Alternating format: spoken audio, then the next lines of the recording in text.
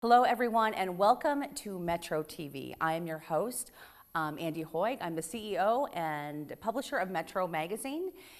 Today we have a great show, talking to Opera Omaha about their upcoming One Festival, the First Responders Foundation, their Guns and Hoses event, and also talking to BC Clark from the Metro Omaha Women's Business Center about how she started this wonderful organization and their upcoming gala as well. So don't go away, we'll be right back.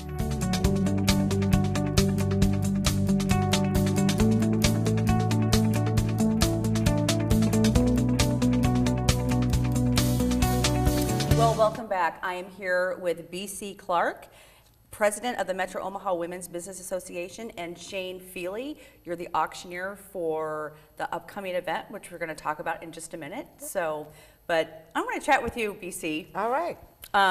Known you for so many years. I mean, I just watch you. You do so many amazing things in the community, really helping women. I want to talk about the Metro Omaha Women's Business Center. Okay. Is that your baby? That's your baby. Well, it is. Tell me about your baby.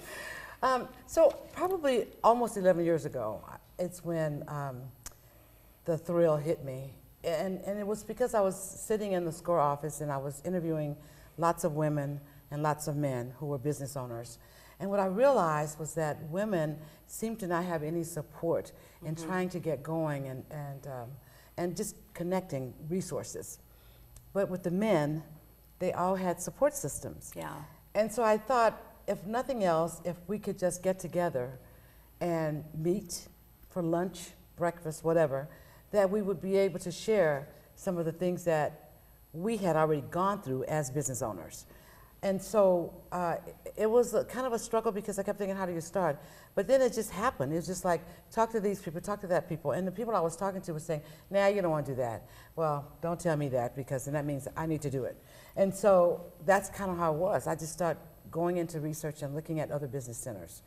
And I talked to a lady in New Jersey who was over a business center there, and she referred me to someone in Kansas, Sherry Turner in Lenexa, Kansas. It's a business center there. And I visited with her. And after that, it was on. I just knew that this was something that we needed to do. Yeah. You know, and there is a women's business center here, REAP, but they only serve the rural communities. Okay. So I figured we needed something in our metropolitan area. Yeah, for sure. That's why we called it that. Yeah. So 11 years ago, how'd you get the word out? What'd you do? Well, you know, I know a lot of people. No, but the one thing was, I was working with Andy Alexander at the time, and Andy was at UNO, PTAC. And so he knew already what we were doing. And so I went to him and I said, because I had talked to Sherry and I knew had already went down to the Secretary of State, listed it as a nonprofit, but I didn't do the federal side of it because I didn't want them to tell me what to do. Okay. Anyway, talking to Andy, and I said, well, I want to do this, and he said, well, why don't you do a lunch? And I said, no, everybody goes to lunch, but not everybody gets up for breakfast. And it was like, that's true. So he said, if you go ahead and create this, I'll fund the location, which was the Alumni Center. Right. And we were there for 4.5 years. And, but so it just kind of came together. We all pushed it out on our distribution list. And at the time, Leading Edge Consulting was my company.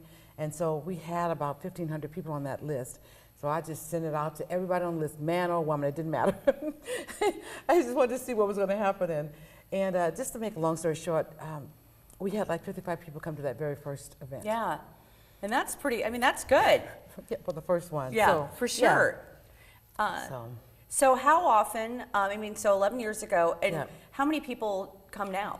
So now our attendee is down a little bit, probably because, when the board changes and things like that. So right now we probably have like 25 or so that end up. Sometimes it's more, depending on who's speaking. Yeah. That's always a thing. We put on some social events, not as many as we have in the past, but we're getting back to that now that our board is kind of strong now. Sure. But we meet once a month for our breakfast. It's the third Friday of every month. And every other month we do a lunch. Right. And we invite in a speaker. And that brings in about 25 to 30 as well. Yeah. So I think it's going really well. We have our lunch at the Keystone Cafe. which is on 78th and Military, and we have the breakfast at the Monica Simpex Studio, which is Yeah. on 103rd and 4th. Yes, I know Monica very Yeah. well. So I know I was slated to speak in February, and there were just things going on. Oh, the and weather was bad, The weather too. was crazy, and Yeah. So hopefully I can get rescheduled back We'll on get you there. back in there for sure. But again, it's such important. Women having a support system is just, it's so important. Right. I think just for the support that you can get, but also the support that you can give. Right. It's a two-way street. Yeah. And I mean, even though a lot of us in there are business owners, but we have struggles as well. Yeah. And so I think that the one thing that Yes. I'd like to say is that when we come together, we don't think that it's something that we just go to breakfast and then we're gone. We keep those relationships. Yeah. And we make sure that people have what they need. Yeah. And I think that's what's been the change in our sustainability, probably. Yeah, The for other sure. thing is this year we're launching our YEG program, which is Young Entrepreneur Girls. Oh my So gosh, I we're- love it. We're really excited. It's going to be a leadership and internship for them, and we'll mentor them throughout high school. They're 11 to 18, and we're going to just hold tight on to them and have them with access so they can meet other business owners, Yeah. internship at those places. So we're Yeah. excited about that going forward. I'm excited to hear more about that too. Yeah, So let's talk about your event coming up. Yes. So what year is this for the event, the gala? 8th, The 8th year? The 8th year. Okay. And it is on the 6th of April? the 6th of April. Okay. Yes, it starts at 5:30. Yeah. And we're excited. We have, of course, a DJ that's going to be there. This is our first year for a DJ. Usually we have a singer. But it's going to be good because we have different types of music. It's going to be held at the Hilton Garden Inn Okay. and in Exarban Exarban. Village. Yeah, in Exarban.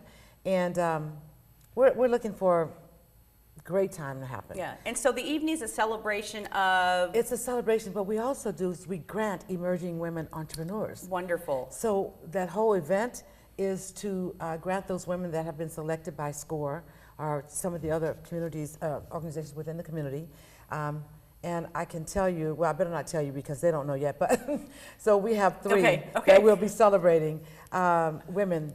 Will they find out entrepreneurs. that night? They'll find out before that Okay, night. okay, yeah, all right, but they just because don't we have know They just just don't yet. know right just Okay, yet. all right, Yeah. okay. So, but it's an exciting time. It's a masquerade ball. Yeah. So we like people to come Yep. out in their evening attire and wear a mask if they want to. Right. We don't recommend them do that. I mean, we don't suggest it, but Yeah. we do suggest They're it. hard to don't we? walk in. It's fun. They're fun though. And then Shane, you're the auctioneer. I am the auctioneer for the event, and we've kind of grown it from making Yes. a little bit of money to making a lot of money to Good. support our grants. And I think we've awarded 22 or 23,000 Wow. in the past 7 years. And we're really looking forward to this year. We have Hall of Fame Yeah. and Lifetime Achievement this year. So we're Oh my inviting goodness. of the 5,400 people who've gone through the program and have been Yeah. a part of it. We're starting to award some lifetime achievements because people have started as entrepreneurs and now they're very, very successful business people. So we're hoping that they'll bring some of that back to our group on a weekly or monthly basis so we can share some of their knowledge with our entrepreneurs as well. Yeah. Right. And I have to tell you, Shane does. She's not only just our auctioneer. Right, Okay, right. She's on the board. Right. I mean, and she is there 110%, 50% all the time. So whenever, I mean, it's like a family. It really Yeah. is. So I'm excited. She brings the glitz. And you're going to be there, so I we're am gonna be excited. there, so- You're our media sponsor, so Yeah. we're totally excited about that. Yeah, and I'm really happy to support That's- this and to be there as well. So, Yeah, so, anyone out there that wants to support this Yeah. organization, yes, absolutely. please just call Andy. Yeah, call me. I'll get you in the right direction. But how can people buy tickets? So on our website, which is mowbcf.org, Okay. They can go to that website. I'm also going to put it on Eventbrite. We had not done that in the past, but we thought we might as well do it this year. Why not? And we're going to also put an event on Facebook. So that Good. they'll be able to get their tickets there. But also, each of us have tickets. Yeah. So if they're at Auction Solutions and they're looking for a ticket, they can go there and get one. Okay. But yeah, or they can give us a call. Yeah. Okay. So the event at the Hilton Garden Inn in Exarban Village. Yes.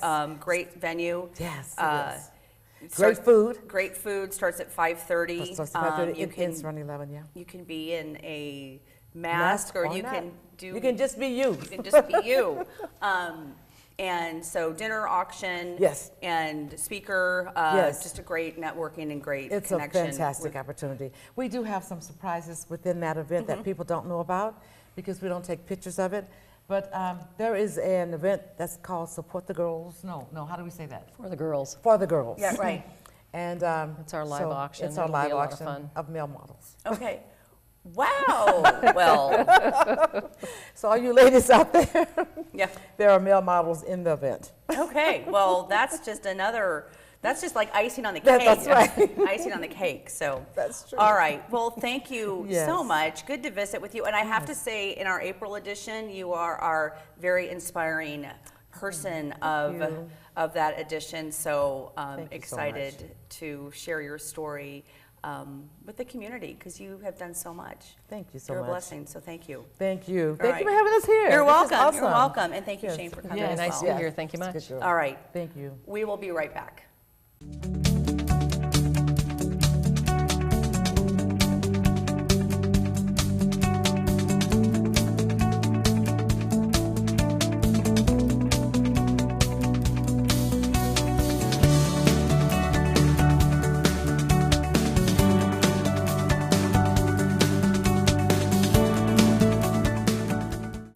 Well, welcome back. I'm here with Michaela Harden. She is with the First Responders Foundation and the creative director of an upcoming event called Guns and Hoses. Thank you for being here. Thanks for having me. You're welcome. So I will say, at our annual event that we have every year in January, Guns and Hoses, was it the first and second annual, correct? Yes. Okay, because this is your second. Your third. Okay, so last year was the second. But you guys won, yeah, the first and second annual spot. Best event. Best event. Yes, it was so exciting. Yeah. We were very proud. But this is an awesome event, and it's different and it's fun. So let's just talk about Guns and Hoses and Great. why that title. Well, Guns and Hoses is this sort of long-standing tradition of friendly rivalry where police officers and firefighters compete in different sporting events Okay. all across the nation. And in Omaha, we're really fortunate to host one of the largest competitions in the nation called the Guns and Hoses Boxing Challenge. And this year it will be at Baxter Arena again on Friday, April 26th. And last year we saw upwards of 4,000 people, and this year we're already beating attendance records. So we're really excited. It's going to be bigger and better than ever. So 4,000 people, does that mean is it family friendly? Yes, it's like the ultimate girls' night out, family night out. We get all sorts of people. The kids love that there are all of these different first responder experiences there. I have a 3-year-old who loves to go up to the police cars and the fire trucks. We'll have a race car. I'm sure Able One will be, making an appearance at some time. We have these special 4-legged guests that will be there, including Allie the arson dog, who is a fire investigator, and she helps sniff out the source of fires. And we'll have Tux, the miniature horse, who is probably the cutest thing I've ever seen in my entire life. Mounted patrol, canine unit. And then inside the arena, we'll have a kids zone where they can color posters for their favorite fighters and, support their red team or the blue team, a bunch of different activities. And we'll even have the bomb robot that they can get up close to. And, for adults, drinks, food, entertainment, loud music, lights, fog. It's just like sensory overload. It's super epic. What an amazing event. Thank you.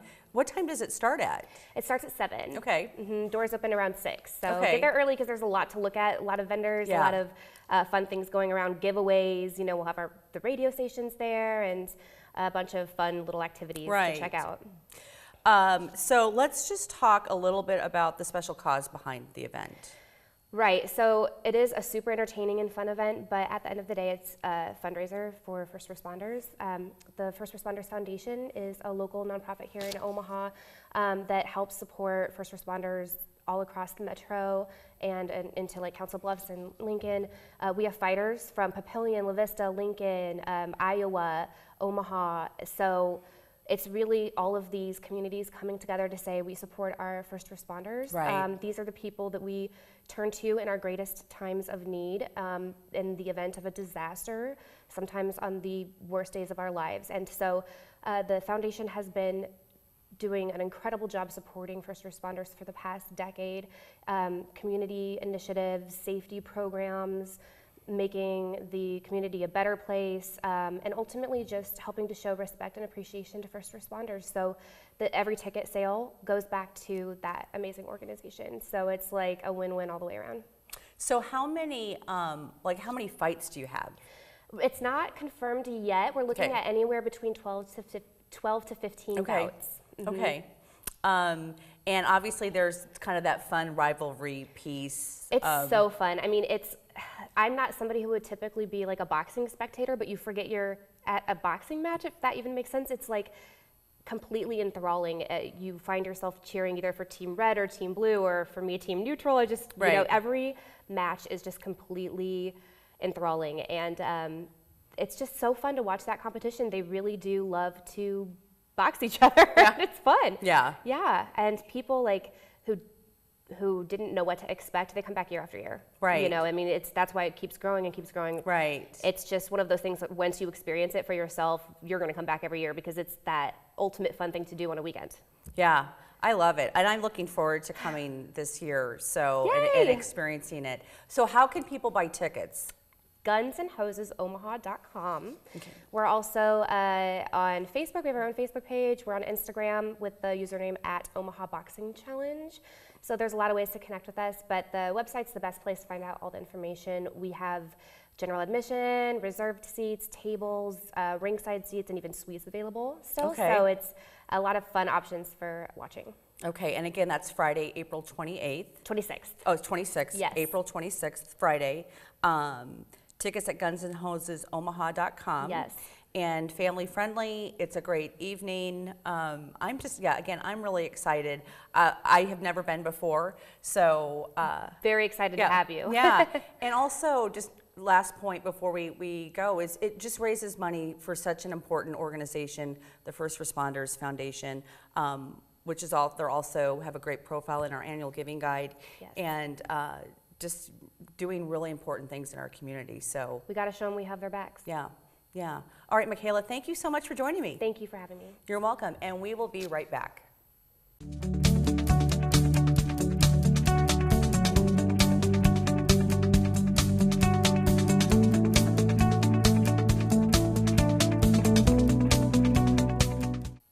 Welcome back. I'm here with Lauren Medici. She's with Opera Omaha, the Director of Engagement Programs. Lauren, thank you so much for joining me. Thanks for having me. I'm glad to be here.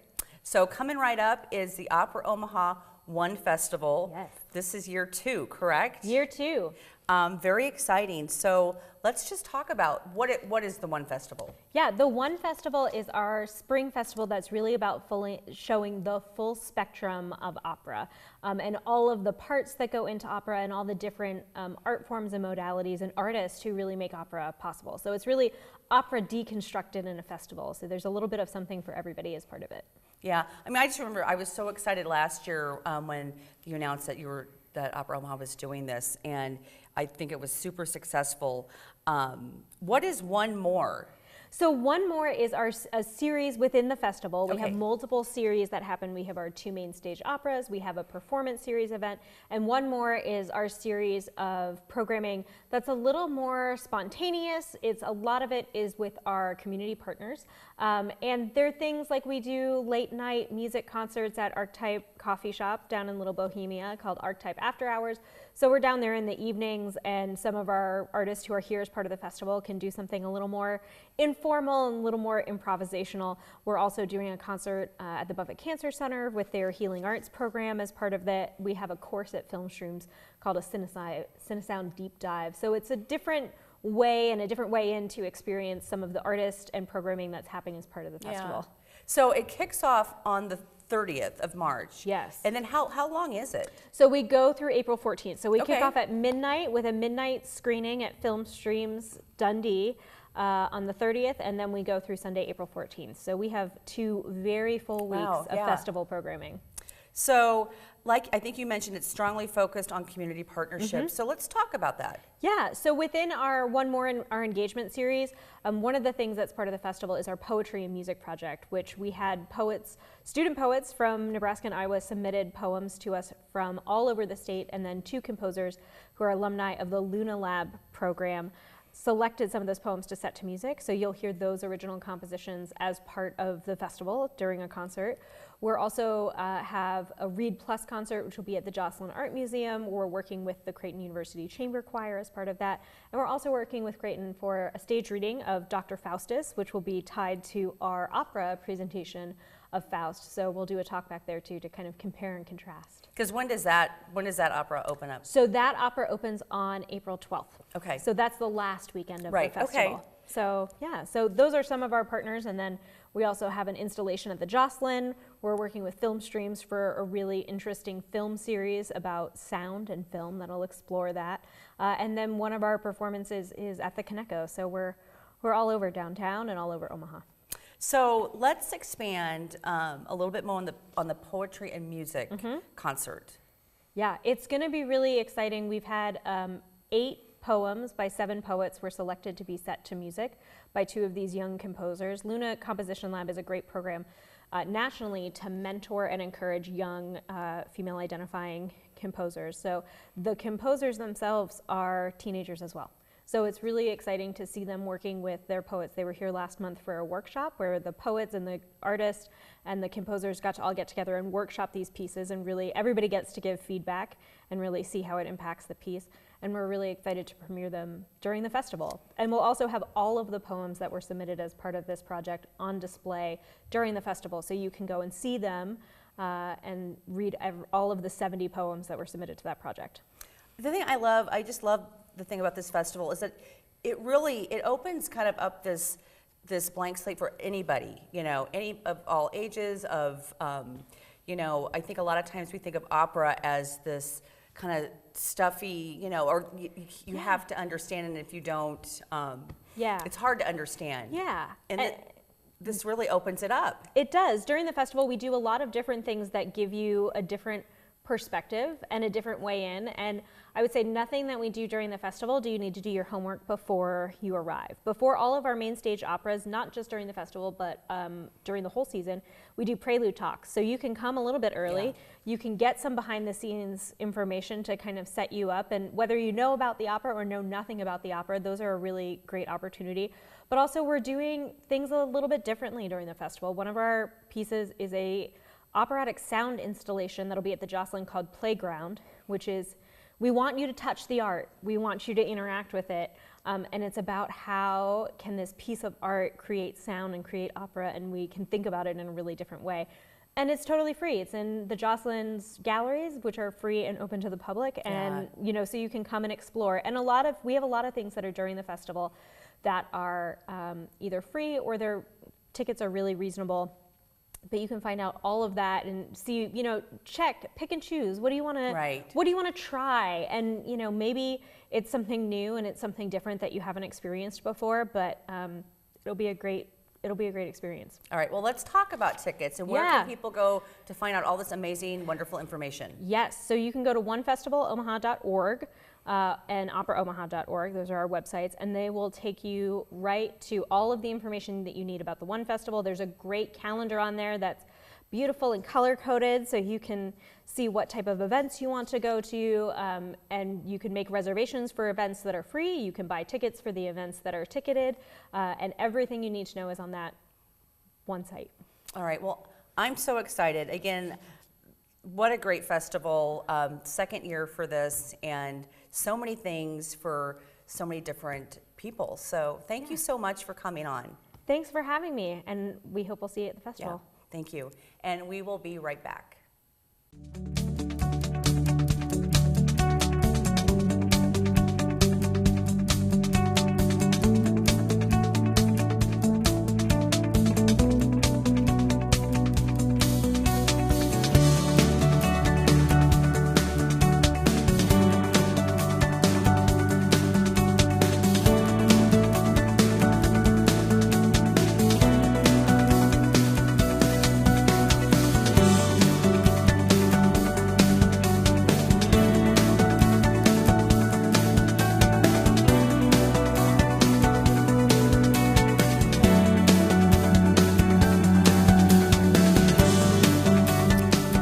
much for joining us today.